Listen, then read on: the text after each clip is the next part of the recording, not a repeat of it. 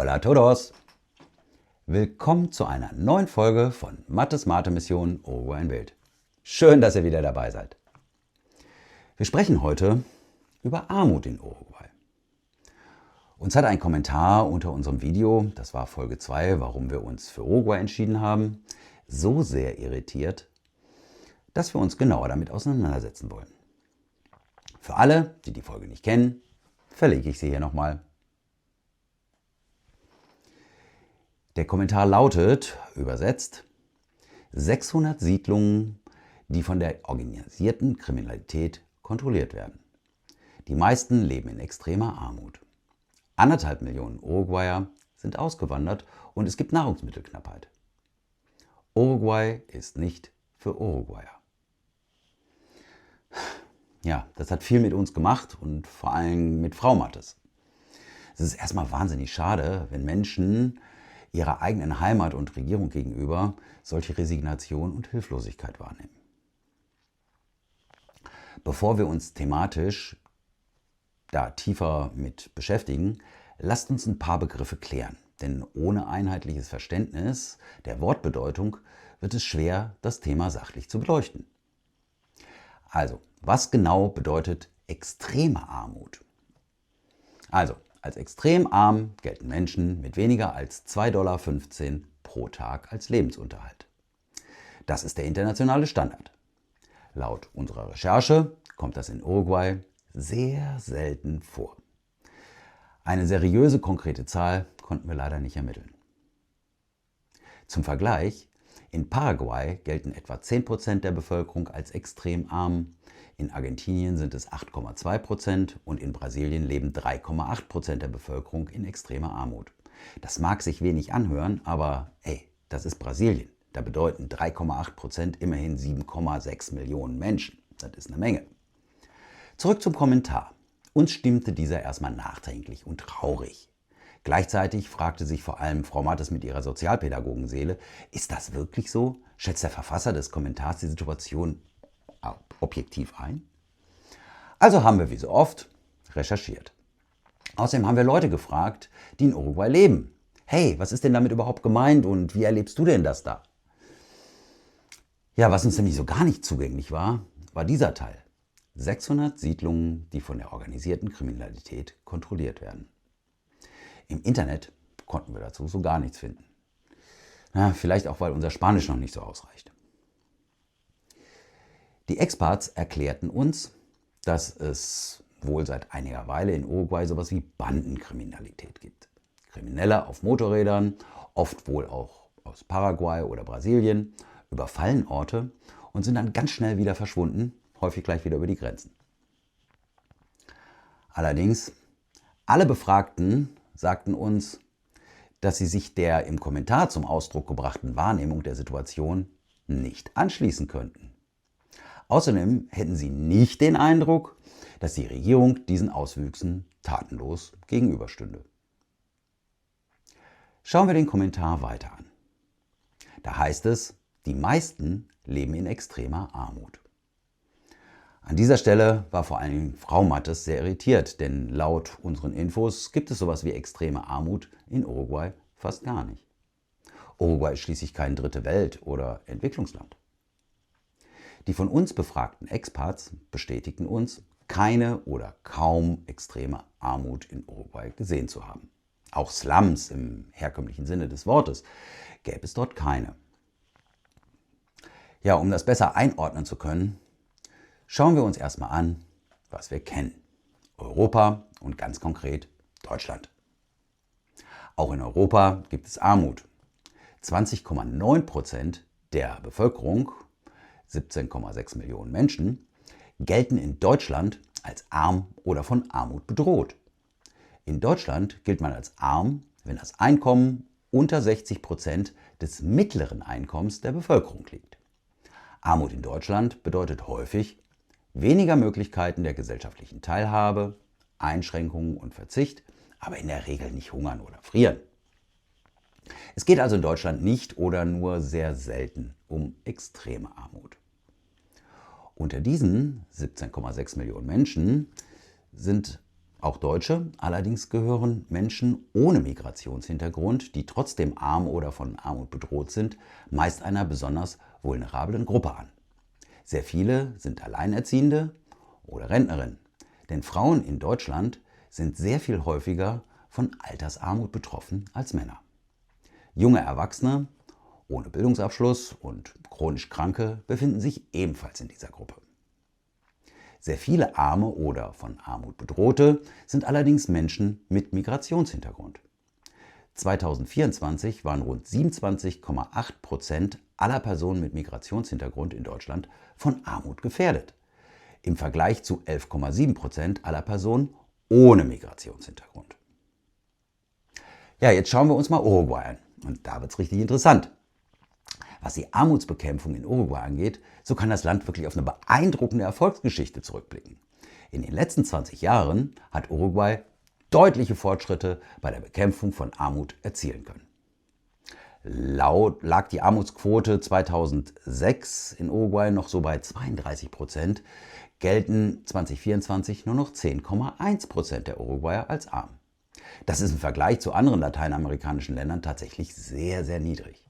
In Argentinien gelten aktuell 38% der Bevölkerung als arm.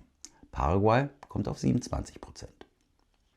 Diese Erfolge sind nicht zufällig. Uruguays größtes Sozialhilfeprogramm, der Plan de Equidad, führte 2008 die Tarjeta Uruguay Social ein. Diese Karte dient als Zahlungsmittel und unterstützt die 60.000 bedürftigsten Haushalte Uruguays. Aber, und das ist wichtig, eine Zahl erzählt niemals die ganze und schon gar nicht die vollständige Geschichte. 10,1% von Armut Betroffenen in Uruguay erzählt natürlich nicht die komplette Realität. Konkret bedeutet das, in Uruguay gilt eine Person als arm, wenn ihr Einkommen unterhalb der von der Regierung festgelegten Armutsgrenze liegt. Diese Grenze variiert je nach Wohnort für eine Einzelperson zwischen 18.620 Pesos, das sind etwa so 400 Euro, und 8.346 Pesos, das sind 180 Euro etwa monatlich. Aber eine reine Einkommensmessung greift einfach viel zu kurz. Wie vielerorts hat man auch in Uruguay festgestellt, dass Bildung, Sicherheit, gesellschaftliche Teilhabe und viele weitere Faktoren neben der Einkommensmessung sehr wichtige Punkte sind. Armut ist nicht nur eine Frage des Geldes, sondern betrifft viele Lebensbereiche gleichzeitig. Deshalb gibt es in Uruguay seit Februar 2025 eine neue Herangehensweise. Uruguay hat die mehrdimensionale Armutsmessung eingeführt. Die Ergebnisse zeigen ein realistischeres und vor allem vollumfänglicheres Bild. 18,9% der Uruguayer leiden unter Entbehrungen in mindestens 4 von 15 Indikatoren, die Bildung, Wohnung, Beschäftigung und sozialen Schutz umfassen. Die Diskrepanz zwischen der Armutsgrenze, also den 10,1 und der mehrdimensionalen Armut, den 18,9%, zeigen, dass Einkommensgrenzen allein die Komplexität von Armut nicht vollumfänglich darstellen können. Wir finden diese Bereitschaft zum flexiblen Blick auf soziale und gesamtgesellschaftliche Herausforderungen sehr ermutigend. Das Land hat verschiedene Programme entwickelt, sowohl für soziale Unterstützung als auch zur Förderung der Beschäftigung, um gegen die Armut anzugehen und die Lebensbedingungen zu verbessern. Die Kinderarmut ist nach wie vor ein großes Problem. Und dann gibt es noch die Brennpunkte, also Viertel mit schlechter Infrastruktur oder städtischer Verslammung. Dort gibt es manchmal kein oder nur unregelmäßiges Wasser, und Strom- und Sanitäranlagen sind mangelhaft oder fehlen einfach ganz. Zurück zu unserem Kommentarschreiber. Für die Wahrnehmung, dass die meisten in Uruguay in extremer Armut leben, konnten wir keine Indikation finden. Es gibt kaum extreme Armut in Uruguay. Bei der Bekämpfung der Armut haben alle Regierungen der letzten 30 Jahre große Fortschritte erreichen können. Ja, jetzt fragen wir uns natürlich, warum schätzt so mancher Uruguayer die Armut im Land so viel größer ein, als sie eigentlich ist? Beim Thema Sicherheit erleben wir das ähnlich. Während Expats aus aller Herren Länder Uruguay als eher sicher einstufen, empfinden viele Uruguayer ihr Land als eher unsicher. Habt ihr eine Idee, warum das so unterschiedlich wahrgenommen wird? Dann schreibt es uns gerne in die Kommentare. Armut in Uruguay ist wie so vielerorts ein vielschichtiges Problem, das durch eine Kombination aus wirtschaftlichen, sozialen und politischen Faktoren verursacht wird. Dazu gehören unter anderem die hohe Staatsverschuldung, die Abhängigkeit von ausländischen Märkten, eine ungleiche Einkommensverteilung und strukturelle Probleme im Bildungssystem. Etwa 70% der Exporte hängen noch immer von natürlichen Ressourcen ab, sind also abhängig von weltweiten Rohstoffpreisen und deren Schwankungen. Sogar Klimarisiken können die Nachhaltigkeit der Armutsreduktion beeinflussen, insbesondere in ländlichen Gebieten. Bildung und Ausbildung bleiben ein Schlüsselfaktor für Einkommens- und Vermögensunterschiede in Uruguay. Niedrig qualifizierte Jugendliche aus armen Haushalten sind deutlich häufiger von Arbeitslosigkeit oder führen schlecht bezahlte Arbeiten mit geringen Aufstiegschancen aus. Die Kombination aus früher Wohnemanzipation und Elternschaft, gerade in einkommensschwachen Familien, und einem öffentlichen Schulwesen mit strukturellen Problemen, führt in einen Kreislauf intergenerationeller Armut. Ja, und da ist noch ein wichtiger Punkt, den wir nicht verschweigen wollen. Auch in Uruguay sind nicht alle Menschen gleich. Das ist jetzt nichts Neues. Leider gibt es diese Ungleichheiten überall auf der Welt. Trotzdem wollen wir darüber sprechen. Der Gender Pay Gap. Auch in Uruguay erhalten Frauen bei gleicher Arbeit und gleicher Qualifikation weniger Gehalt als Männer. Ja, das kennen wir leider auch aus Deutschland. Und ich frage mich gerade, gibt es überhaupt ein Land irgendwo auf der Welt, in dem das nicht so ist?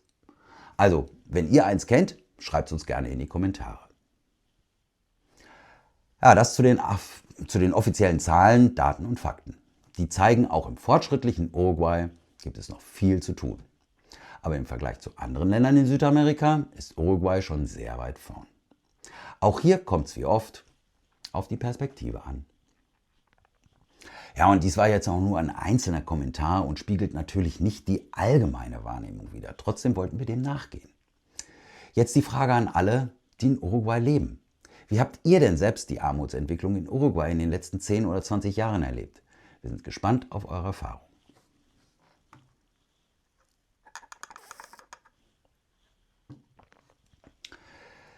Noch ein kurzer Hinweis. Euch ist vielleicht aufgefallen, dass wir das Thema Obdachlosigkeit komplett aus dem Armutsthema ausgeklammert haben.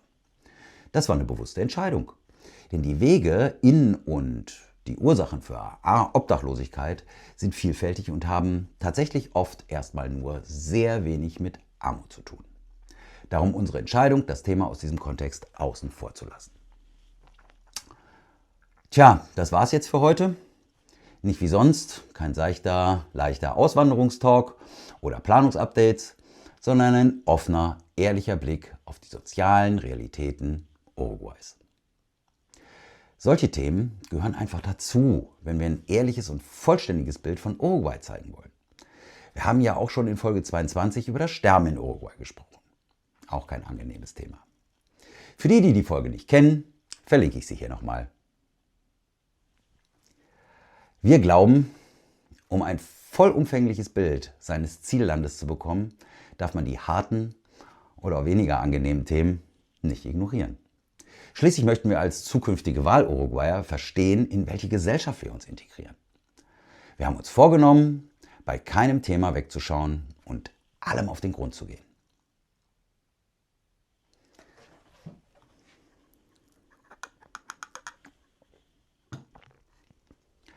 Wenn dir die Folge gefallen hat, dann like sie doch gerne und aktiviere auch gleich die Glocke, um keine neue Folge zu verpassen. Hasta la próxima, wenn es wieder heißt Mattes Mate Mission. Nos vemos, que les vaya bien. Ciao.